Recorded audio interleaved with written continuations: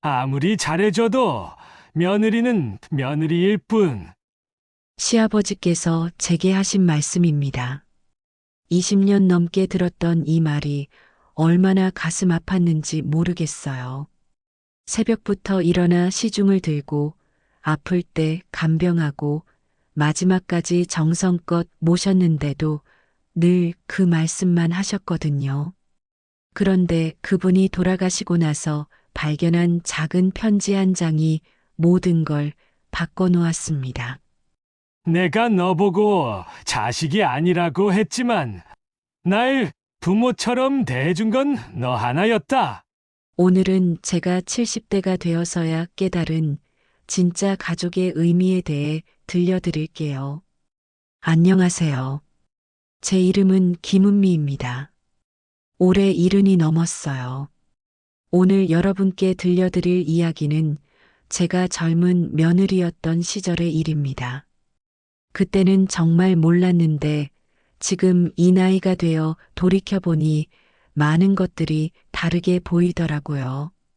시작하기 전에 먼저 말씀드리고 싶은 건 이 이야기가 단순히 옛날 시집살이의 어려움을 하소연하려는 게 아니라는 점이에요.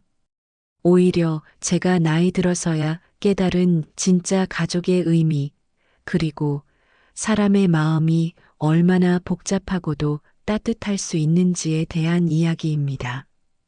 저희 시아버지께서는 늘 저를 향해 선을 그으셨어요. 아무리 잘해줘도 며느리는 며느리일 뿐이라는 말씀을 자주 하셨거든요. 그때는 그 말이 참 서운했어요. 지금 생각해 보니 그 말 속에는 시아버지만의 복잡한 마음이 담겨 있었던 것 같은데 젊은 며느리였던 저는 그걸 이해할 수가 없었죠. 제가 결혼한 건 아주 오래전 일이에요. 23살이었는데 그때만 해도 정말 어렸죠. 남편은 장남이었기 때문에 자연스럽게 시댁에서 살게 되었어요. 그 시절에는 그게 당연한 일이었거든요. 지금 젊은 며느리들은 상상도 못 하실 거예요. 그때는 정말 시집살이가 있었어요. 새벽에 일어나서 시아버지 시어머니 새수물부터 떠다 드리고 아침상 차리고 설거지하고 하루 종일 쉴 틈이 없었죠. 시어머니께서는 엄하셨지만 그래도 정이 많으신 분이었어요. 은미야, 서툴러도 괜찮다. 천천히 배워나가렴. 하시면서 하나하나 가르쳐 주셨죠. 김치 담그는 법, 장 담그는 법, 명절 차례상 차리는 법까지 정말 많은 걸 배웠어요. 하지만 시아버지는 달랐어요. 정말 무뚝뚝하시고 저에게는 유독 차가우셨거든요. 아침에 인사를 드려도 고개만 끄덕이시고 뭔가 부탁드릴 일이 있으면 남편을 통해서만 말씀하셨어요. 아들아, 며느리한테 말해라. 내일 친구들이 오시니까 안주 좀 준비해달라고. 이런 식으로요. 저는 바로 옆에서 듣고 있는데도 직접 말씀하지 않으시는 거예요. 그때는 정말 서운했어요. 왜 저만 이렇게 대하시는 걸까? 하는 생각이 들었거든요. 결혼 초기에는 정말 열심히 했어요. 어떻게든 시아버지께 인정받고 싶었거든요. 시아버지가 좋아하실 만한 음식을 만들어 드리고 옷도 정성스럽게 다려드리고 건강 챙겨드리려고 노력했죠. 그런데 시아버지의 반응은 늘 차가웠어요. 가끔 고맙긴 하다고 말씀하시긴 했지만 바로 이어서 그래도 핏줄이 다르면 다른 거지라고 하시거나 자식하고는 다르다니까라는 말씀을 덧붙이시곤 했어요. 그런 말들을 저뿐만 아니라 다른 사람들 앞에서도 종종 하셨거든요. 친척들이 모인 자리에서도 명절 때도 기회가 있을 때마다 그런 식으로 선을 그으셨어요. 우리 며느리가 참 잘해주긴 해. 그런데 아무리 그래도 며느리는 며느리고 자식은 자식이지. 지금 돌이켜보니 그분도 나름의 방식으로 거리를 두시려고 했던 것 같아요. 하지만 그때 젊은 저에게는 그냥 상처가 되는 말이었죠. 그럴 때마다 제 얼굴이 얼마나 뜨거워졌는지 몰라요. 창피하기도 하고 서운하기도 하고 그렇다고 시어른 앞에서 뭐라고 할 수도 없었어요. 남편한테 이야기해 봤어요. 여보, 아버지가 자꾸 그런 말씀을 하셔서 마음이 아파. 그러면 남편은 아, 아버지가 원래 그래 나쁜 뜻으로 하시는 말이 아니야. 하더라고요. 하지만 저는 잘 모르겠더라고요. 정말 나쁜 뜻이 아니었을까요? 왜 굳이 그런 말씀을 자꾸 하셔야 했을까요? 지금은 이해가 되지만 그때는 정말 모르겠었어요. 시간이 지나면서 저도 조금씩 변했어요. 처음에는 시아버지께 인정받으려고 더 열심히 했었는데 점점 그런 말들에 상처받는 게 지겨워졌거든요. 그래서 조금씩 거리를 두기 시작했어요. 꼭 필요한 일만 하고 굳이 더 잘해드리려고 애쓰지는 않게 되었죠. 그렇게 몇 년이 흘렀어요. 그 사이 제가 첫째 아이를 가졌고 시어머니께서는 정말 기뻐하셨어요. 시아버지도 그때는 조금 달라 보이셨어요. 손자가 생긴다는 걸 나름 좋아하시는 것 같더라고요. 하지만 여전히 저에 대한 태도는 크게 변하지 않으셨어요. 아이 하나 낳는다고 달라지는 건 아니지. 며느리가 애 낳아주는 건 고맙긴 하지만 말이야. 이런 식으로 말씀하시는 거예요. 그때는 정말 답답했어요. 도대체 어떻게 해야 시아버지 마음에 드는 며느리가 될 수 있는 건지. 아이를 낳고 키우면서 더 바빠졌어요. 그 시절에는 지금처럼 육아용품도 별로 없었고 모든 걸 손으로 해야 했거든요. 기저귀도 빨아서 말리고 이유식도 직접 만들고 정말 하루하루가 전쟁 같았어요. 그런데 시아버지는 여전히 차갑기만 했어요. 제가 아이 때문에 밤새 잠도 못 자고 힘들어할 때도 열이 나서 누워 있을 때도 그냥 며느리니까 당연한 일 아니야? 라는 식으로 말씀하시곤 했어요. 지금 생각해 보니 그분도 어떻게 표현해야 할지 모르셨던 것 같아요. 고맙다는 말, 미안하다는 말을 하고 싶으셨을 텐데. 그 시대 남자분들은 그런 감정 표현에 익숙하지 않으셨거든요.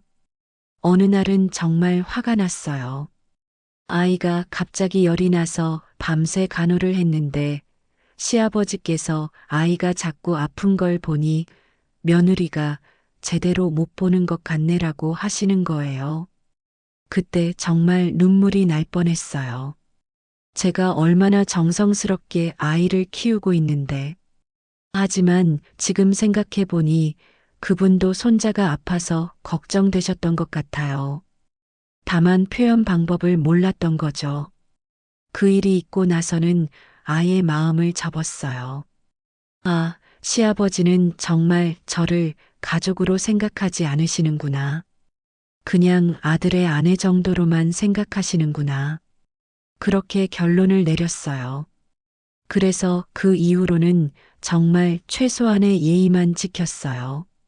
안부 인사는 드리지만 깊은 대화는 안 하고 필요한 일은 하지만 굳이 더 신경 쓰지는 않고 그냥 그렇게 지냈어요. 남편도 그런 제 모습을 보고 뭔가 안타까워했지만 그렇다고 시아버지를 설득할 수도 없는 노릇이었죠. 남편 말로는 시아버지가 원래 그런 분이라고 자식들한테도 표현을 잘 안 하신다고 하더라고요. 시어머니께서는 가끔 저를 달래주셨어요. 은미야, 아버지는 표현을 잘 못하시는 분이야. 속으로는 고마워하고 계실 거야. 하지만 젊은 저는 잘 믿어지지 않았어요. 고마워하시는 분이 왜 자꾸 그런 말씀을 하실까 싶었거든요. 그렇게 아이들 키우며 몇십 년을 살았어요. 둘째, 셋째까지 낳고 정말 바쁘게 살았죠. 시아버지와의 관계는 그냥 그런 대로 유지되었어요. 나쁘지도 좋지도 않은 그냥 예의상 대화하는 사이로요. 아이들이 클수록 할아버지를 좋아했어요. 시아버지도 손자들은 정말 예뻐하셨거든요. 그럴 때 보면 따뜻한 면도 있으신 분인데 왜 저한테만은 그렇게 차가우실까 하는 생각이 들었어요. 어느 날은 아이가 시아버지께 할아버지, 엄마가 할아버지 좋아한대요라고 말하는 걸 들었어요. 그때 시아버지께서 잠깐 저를 쳐다보시더니 엄마가 그랬니? 라고 물어보셨어요. 아이가 네. 라고 대답하자 시아버지는 아무 말 없이 고개만 끄덕이셨죠. 그런 작은 순간들이 있긴 했지만 전체적으로는 여전히 거리감이 있었어요. 저는 그냥 시아버지를 모시는 며느리로서의 의무만 다하려고 했고 시아버지는 계속 저와 선을 그으며 지내셨죠. 그런데 어느 겨울날 갑작스럽게 시어머니께서 돌아가셨어요. 뇌출혈이었는데 정말 갑작스러운 일이었어요. 저도 너무 충격받았지만 시아버지 충격은 정말 컸어요. 수십 년간 함께 살아오신 분이 갑자기 떠나시니까요. 장례를 치르는 동안 시아버지가 정말 많이 늙어 보이셨어요. 그동안은 건강하고 활기차셨는데 갑자기 기운이 빠지시고 말수도 줄어드시더라고요. 장례 후 이제 시아버지를 제대로 모셔야겠다는 생각이 들었어요. 그때부터 제 진짜 시집살이가 시작된 것 같아요. 시어머니가 계실 때는 그래도 중간에서 완충 역할을 해주셨는데 이제는 시아버지와 직접 마주해야 했거든요. 처음에는 정말 어색했어요. 뭘 해드려야 할지도 모르겠고 시아버지도 뭔가 어색해 하시는 것 같더라고요. 그래도 저는 최선을 다했어요.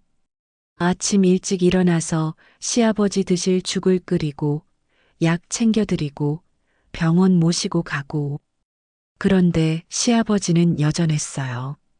제가 뭘 해드려도 고맙긴 하다고 하시긴 하지만 여전히 거리감을 두고 계셨어요. 그래도 자식하고는 다르지라는 말씀을 가끔씩 하시곤 했거든요. 그럴 때마다 정말 답답했어요. 도대체 저를 어떻게 보시는 건지 하는 생각이 들었죠. 하지만 이미 70이 넘으신 시아버지를 제가 바꿀 수는 없는 일이잖아요. 그냥 체념하고 지냈어요. 지금 돌이켜보니 그때가 가장 힘들었던 것 같아요. 젊을 때는 화도 나고 서운하기도 했지만 40살이 넘어가니까 그냥 피곤했거든요. 언제까지 이렇게 살아야 하나 싶었어요. 그런 생활이 몇 년간 계속되었어요. 저는 그냥 시아버지를 모시는 며느리로서의 의무를 다하려고 노력했고 시아버지는 계속 저와 적당한 거리를 두고 계셨죠.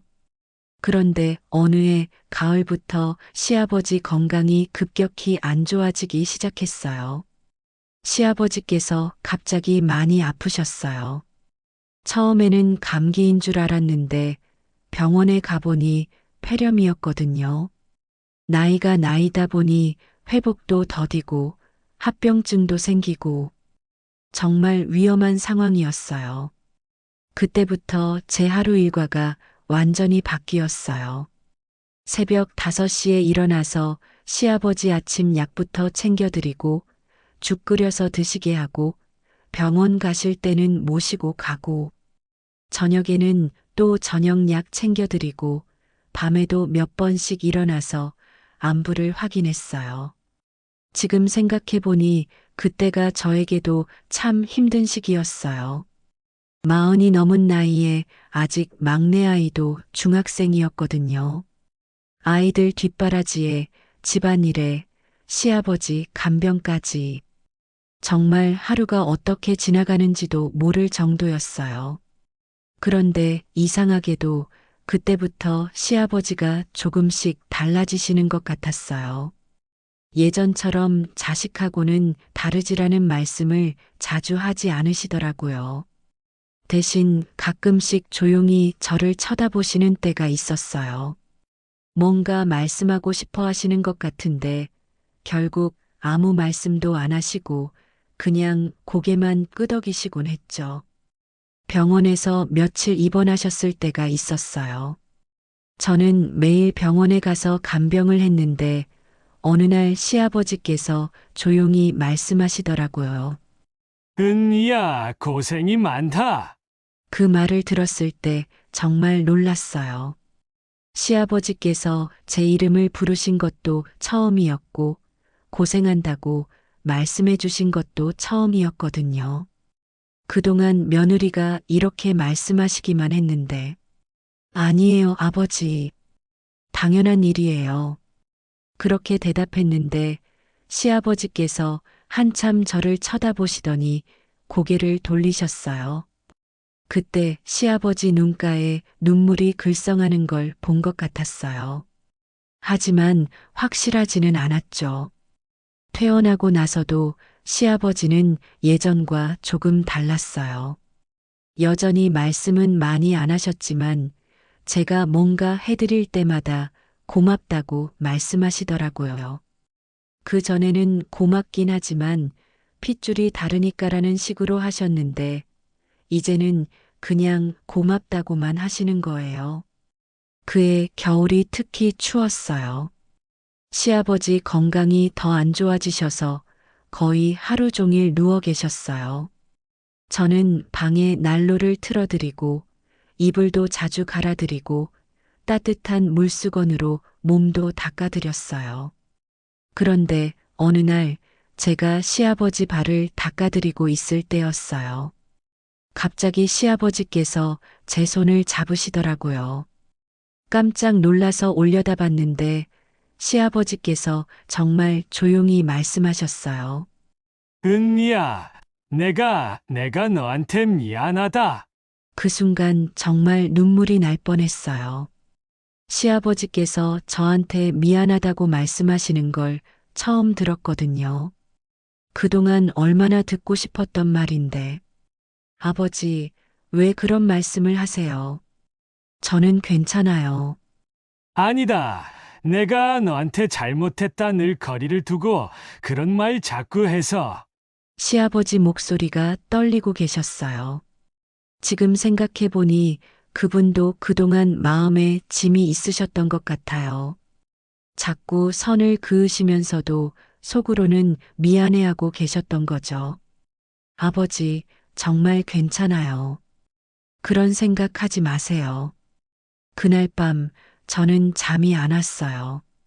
시아버지의 그 말이 계속 머릿속에 맴돌았거든요. 결혼한 지 20몇 년 만에 들은 사과의 말이었어요.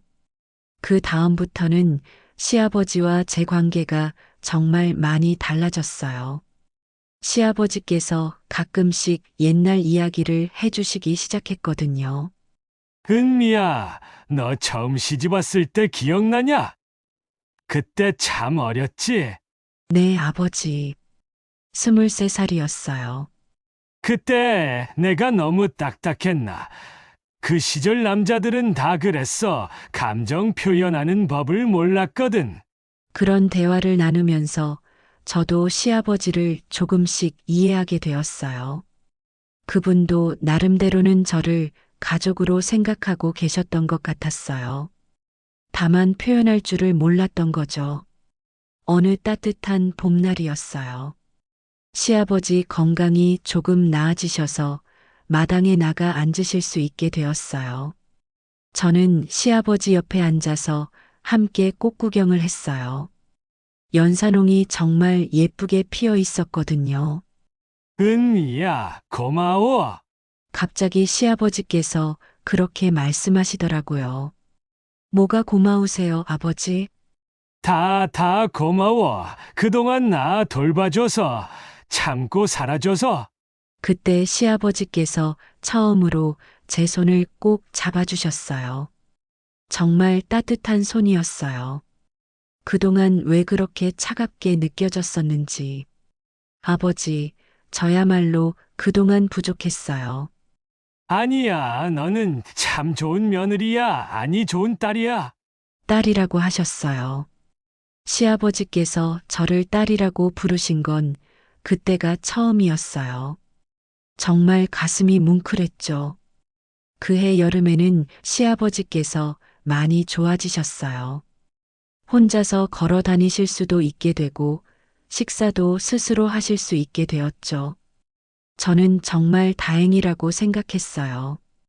그런데 어느 날 시아버지께서 갑자기 이상한 말씀을 하시더라고요. 은미야, 내가 너한테 줄 게 별로 없구나. 아버지, 무슨 말씀이세요? 재산도 별로 없고, 너한테 해준 것도 없고. 아버지, 그런 생각하지 마세요. 저는 아무것도 바라는 게 없어요. 그래도 마음만은 전해주고 싶은데. 그때는 그냥 시아버지가 괜한 걱정을 하시는 줄 알았어요. 지금 생각해보니 그분 나름대로 뭔가 준비를 하고 계셨던 것 같아요. 가을이 되면서 시아버지 건강이 또 안 좋아지기 시작했어요. 이번에는 심장이 문제였어요. 병원에서는 연세도 많고 하니 조심하라고 하더라고요. 그때부터 저는 더 세심하게 시아버지를 돌봤어요. 약 시간도 정확히 지키고 식사도 심장에 좋은 음식으로 만들어드리고 혈압도 매일 재드렸어요. 시아버지께서는 그런 저를 보시며 자꾸 미안해 하셨어요. 은미야, 내가 이럴 필요 없는데. 아버지, 이런 말씀하지 마세요. 제가 하고 싶어서 하는 거예요. 정말로? 네, 정말이에요. 그때 시아버지께서 정말 환하게 웃으셨어요. 그분의 그런 웃음을 본 건 정말 오랜만이었어요. 어느 밤이었어요. 시아버지께서 갑자기 저를 부르시더라고요. 은미야, 잠깐 이리 와봐. 무슨 일인가 해서 급히 가봤더니 시아버지께서 제 손을 꼭 잡으시면서 말씀하시더라고요. 은미야, 너 때문에 내 마지막이 이렇게 따뜻하구나. 아버지, 무슨 말씀을? 내가 혼자였다면 정말 쓸쓸했을 텐데. 너 같은 딸이 있어서 참 다행이야. 그때 시아버지 목소리가 정말 따뜻했어요. 그동안 한 번도 들어보지 못했던 그런 따뜻한 목소리였죠. 겨울이 되면서 시아버지는 거의 하루 종일 누워 계셨어요. 저는 방에서 시아버지와 함께 시간을 보냈어요. 옛날 이야기도 하고 가끔은 그냥 조용히 앉아 있기도 하고 은미야, 너 결혼하고 얼마나 됐지? 한 20몇 년 됐어요, 아버지. 20몇 년 참 긴 시간이네. 그동안 고생 많았어. 아니에요. 저는 행복했어요. 정말로? 네, 정말이에요. 그때 시아버지께서 제 손을 꼭 잡으시더니 말씀하셨어요. 은미야, 고마워. 정말 고마워. 저야말로 고마워요, 아버지. 아니야, 내가 없었다면 내 인생 마지막이 이렇게 따뜻하지 못했을 거야. 그런 대화를 나누면서 저도 깨달았어요. 시아버지께서 그동안 얼마나 외로우셨을까 하는 생각이 들었거든요. 시어머니 돌아가시고 나서 혼자 계실 때 얼마나 쓸쓸하셨을까. 어느 추운 겨울밤이었어요. 시아버지께서 유독 힘들어 하시더라고요. 숨쉬기도 어려워하시고 손도 차가워지시고 저는 밤새 시아버지 곁에 있었어요. 새벽 무렵이었는데 시아버지께서 갑자기 제 손을 꼭 잡으시더라고요. 은미야, 고마웠어. 정말 고마웠어. 아버지, 힘내세요. 괜찮아지실 거예요. 아니야, 나는 이제 갈 때가 된 것 같아. 그런데 후회는 없어. 내가 있어서 행복했거든. 그 말을 마지막으로 시아버지께서는 눈을 감으셨어요. 너무 평안해 보이셨어요. 마치 잠드시는 것처럼. 그렇게 시아버지께서 돌아가신 거예요. 정말 조용히 가셨어요. 고통스러워하지도 않으시고 평안하게. 장례를 치르면서 저는 많은 생각을 했어요. 그동안 시아버지와의 시간들, 힘들었던 일들, 그리고 마지막에 나눈 따뜻한 대화들. 모든 게 주마등처럼 지나갔어요. 특히 마지막 몇 년간 시아버지와 보낸 시간들이 정말 소중했다는 생각이 들었어요. 처음에는 의무감으로 시작했던 간병이었는데 나중에는 정말 진심으로 시아버지를 돌보고 있었거든요. 그런데 장례를 마치고 집에 돌아와서 시아버지 방을 정리하다가 정말 놀라운 걸 발견했어요. 장례를 마치고 일주일 정도 지났을 때였어요. 저는 시아버지 방을 정리하기 시작했어요. 옷가지는 정리해서 기부하고 책들은 따로 모아두고. 그런데 서랍을 정리하다가 이상한 걸 발견했어요. 제일 안쪽 서랍 깊숙한 곳에 작은 봉투 하나가 있었거든요. 겉에는 은미에게라고 시아버지 필체로 쓰여 있었어요. 언제 쓰신 건지는 모르겠지만 글씨가 좀 떨려 있는 걸 보니 건강이 안 좋으실 때 쓰신 것 같았어요. 손이 떨렸어요. 뭐가 들어있을까 싶어서 조심스럽게 봉투를 열었어요. 안에는 편지 한 장과 통장 하나가 들어있었거든요. 먼저 편지를 읽어봤어요. 시아버지의 조금 떨리는 글씨로 이렇게 쓰여 있었어요. 은미야, 이 편지를 읽고 있다는 건 내가 이미 세상을 떠났다는 뜻이겠구나. 미안하다. 내가 살아있을 때 이런 말을 제대로 못해서. 오래전 내가 우리 집에 처음 왔을 때를 기억한다. 그때 너는 정말 어렸고 예뻤고 착했다. 나는 너를 보면서 생각했다.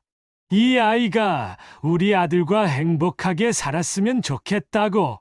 그런데 나는 그 마음을 제대로 표현할 줄 몰랐다. 자꾸 선을 그었지. 지금 생각해보니 그게 얼마나 상처가 되는 일이었는지 정말 미안하다. 사실은 말이야, 나도 너를 딸같이 여기고 싶었어. 하지만 그 시대 어른들은 그런 감정을 드러내는 걸 부끄러워했거든. 특히 남자들은 더 그랬지. 감정을 솔직하게 표현하면 약해 보인다고 생각했어. 그래서 계속 거리를 두었던 거야. 너와 나 사이에. 하지만 속마음은 달랐다. 너는 정말 좋은 며느리였어. 아니, 좋은 딸이었어. 내가 아이들 낳아서 키울 때 얼마나 힘들었을까. 그때 내가 더 도와줬어야 했는데 미안하다. 내가 밤새 아이 돌보느라 고생할 때도 나는 그저 당연한 일이라고 생각했어. 정말 어리석었지. 그리고 너희 엄마가 돌아가시고 나서 내가 나를 얼마나 잘 돌봐줬는지. 아프면 밤새 간병해주고 약 챙겨주고 따뜻한 음식 해주고. 친딸도 그렇게 하기 쉽지 않을 텐데 마지막 몇 년 동안 너와 나눈 대화들이 내 인생에서 가장 행복한 시간이었어. 그때서야 깨달았지. 진짜 가족이라는 게 핏줄로만 이어지는 게 아니라는 걸. 은미야, 자식이 아니라고 했지만 날 자식처럼 대해준 건 너 하나였다. 이 통장은 내가 몰래 모아둔 거야. 내가 고생한 것에 대한 보답이라고 하기엔 너무 작지만, 네, 마음대로 써라. 내가 하고 싶은 일에 쓰고 아이들에게도 좋은 일에 써주면 좋겠다. 그동안 정말 고마웠어. 내가 있어서 내 마지막이 행복했다. 내가 우리 가족이 되어줘서 고마웠고, 끝까지 나를 버리지 않아줘서 고마웠어. 미안한 마음과 고마운 마음, 둘 다 전해주고 싶었는데, 이제야 이렇게 편지로밖에 못하는구나. 은미야, 행복해라. 정말 행복해라. 너는 행복할 자격이 충분한 사람이야. 시아버지가. 편지를 다 읽고 나니까 눈물이 멈추지 않았어요. 그동안 제가 얼마나 시아버지를 오해하고 있었는지, 그분도 저를 딸처럼 생각하고 계셨는데 표현을 못 하셨던 거였어요. 통장을 확인해 봤더니 정말 깜짝 놀랐어요. 제가 상상했던 것보다 훨씬 많은 돈이 들어 있었거든요. 시아버지께서 언제부터 모으신 건지. 그 순간 정말 많은 생각이 들었어요. 그동안 시아버지께서 선을 그으실 때마다 얼마나 서운했는데, 사실은 그분도 저를 가족으로 생각하고 계셨던 거였어요. 다만 그 시대 어른들, 특히 남자분들은 그런 감정을 표현하는 법을 몰랐던 거죠. 며칠 후에 남편에게 이 편지를 보여줬어요. 남편도 읽고 나서 한참 동안 말이 없더라고요. 여보, 아버지가 이런 마음이셨구나. 나도 몰랐어. 그러게요. 저도 정말 몰랐어요. 당신이 아버지를 정말 잘 모셨어. 고마워. 그때 남편도 눈물을 글썽였어요. 아들로서도 아버지의 진심을 제대로 몰랐던 거였죠.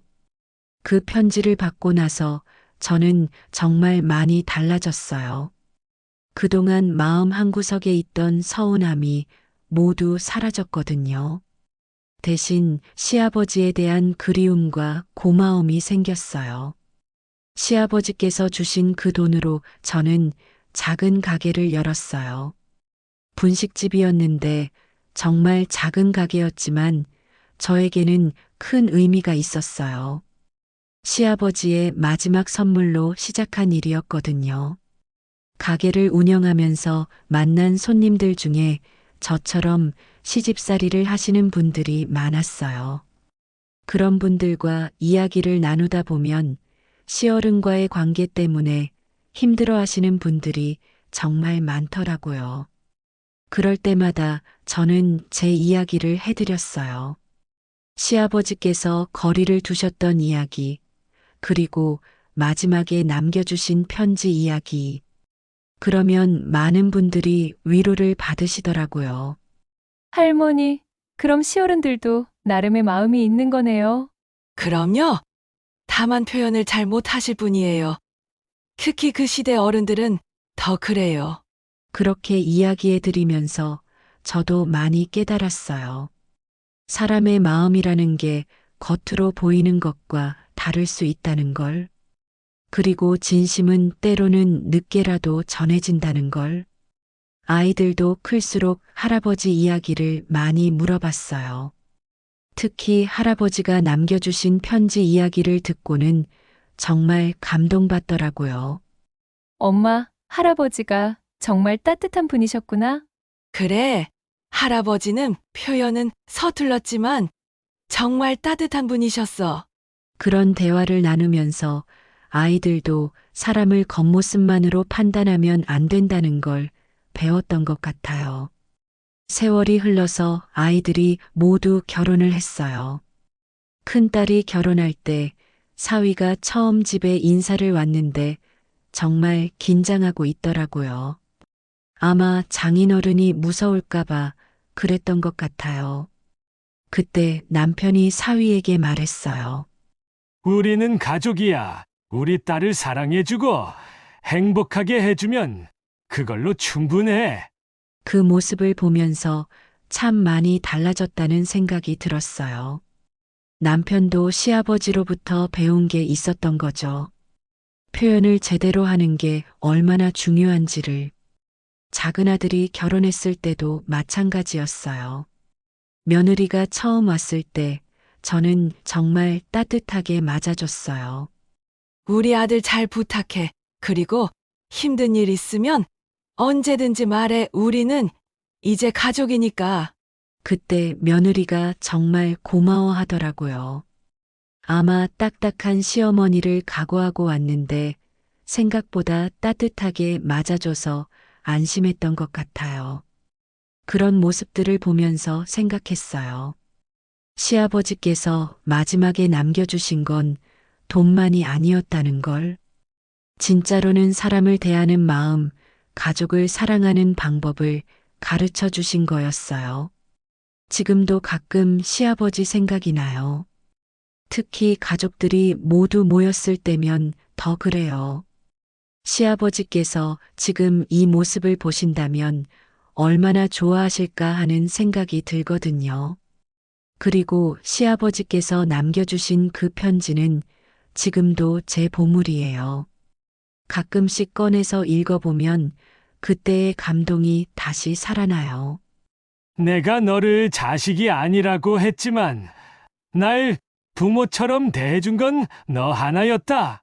이 말이 제 인생에서 가장 소중한 말이 되었어요. 그리고 깨달았죠. 진짜 가족이라는 건 피로 이어지는 게 아니라 마음으로 이어지는 거라는 걸. 지금 이 나이가 되어 돌이켜보니 그때의 힘들었던 시간들도 모두 소중한 추억이 되었어요. 시아버지께서 선을 그으셨던 것도 이제는 그분 나름의 표현 방식이었다는 걸 이해해요. 요즘 젊은 며느리들 이야기를 들어보면 시어른과의 관계 때문에 힘들어 하시는 분들이 여전히 많더라고요. 그럴 때마다 제 이야기를 들려드려요. 때로는 겉으로 보이는 것과 속마음이 다를 수 있다는 것, 그리고 진심은 언젠가는 통한다는 것.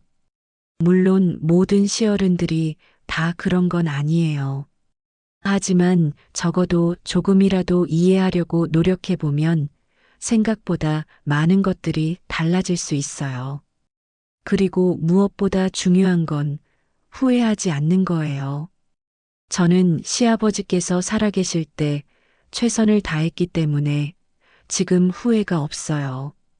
만약 그때 화만 내고 등을 돌렸다면 아마 평생 후회했을 거예요. 이제 저도 며느리들에게는 시어머니가 되었고 손자들에게는 할머니가 되었어요. 그때마다 시아버지의 그 편지를 생각해요.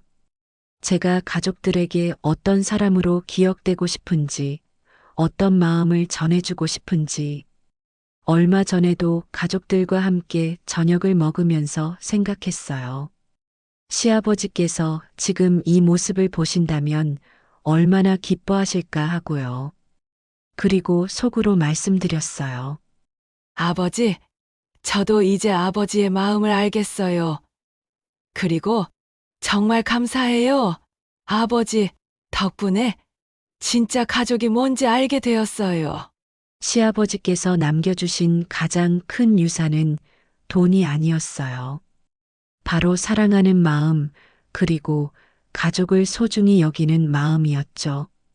그 마음을 이제 제가 다음 세대에게 전해주고 있어요.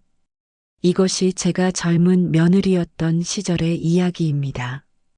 혹시 저처럼 시어른과의 관계 때문에 힘들어 하시는 분들이 계시다면 조금만 더 참고 기다려보세요. 진심은 언젠가는 통하니까요. 그리고 무엇보다 후회 없이 최선을 다하세요. 그것만이 나중에 마음의 평안을 가져다 줄 거예요.